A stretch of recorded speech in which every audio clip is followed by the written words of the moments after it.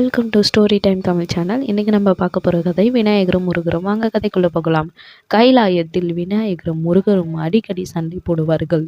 நான் தான் பெரியவன் என்று ஒருவர் சொல்வார். இல்லை, நான் தான் பெரியவன் என்று மற்றொருவர் மறுப்பார். ஒரு நாள் சிவனும் பார்வதியும் உலக மக்களின் குறைகளை தீர்த்து களைப்பாக கைலாயத்திற்கு திரும்பினர். அப்போது கூட இரு பிள்ளைகளும் சண்டை போட்டு கொண்டிருந்தனர். அதை பார்த்த சிவன் கோபமாக, உலக பிரச்சனைகள் தீர்க்கிறேன், ஆனால் உங்களுக்கு சண்டையை தீர்க்க முடியவில்லையே என்று சத்தமிட்டார். முருகன் உடனே, தந்தையே, எங்களில் யார் பெரியவர் என்று இன்று தீர்மானம் செய்யுங்கள் என்றார்.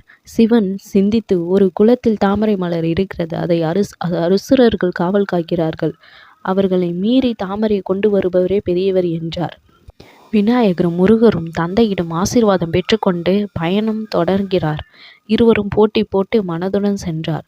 பார்வதி பயந்து இவர்கள் இருவரும் சிறுவர் அசுரர்களை எப்படி சமாளிப்பார்கள் என்று கவலைப்பட்டார். சிவன் சிரித்தார். விநாயகர் முதலில் அந்த குளத்தை அடைந்தார். ஆனால் அங்கே பெரிய அசுர கூட்டம் அவரை சுற்றி வளைத்தது. விநாயகர் தைரியமாக போரிட்டார். ஆனால் அசுரர்கள் எண்ணிக்கை அதிகம்.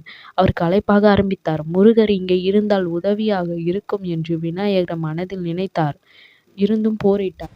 அந்த நேரத்தில் யாம் இருக்க பயமேன் என்று முழங்கி முருகன் வந்தார். அவரின் வேல் ஒளிந்தது. அசுரர்கள் அதிர்ச்சி அடைந்தார்கள். முருகரும் விநாயகரும் கையை பிடித்து, அண்ணா, நான் இருக்கிறேன் என்றார். விநாயகரும் மகிழ்ச்சியுடன் தம்பியை பார்த்தார். இருவரும் ஒன்றாக சேர்ந்து போரிட்டனர். அசுரர்கள் ஓடினர். சகோதரர்களின் ஒற்றுமைக்கு முன்னால் யாரும் நிற்க முடியவில்லை. அவர்கள் இருவரும் சேர்ந்து தாமரையை பறித்தனர். வெற்றி அவர்களுக்கே.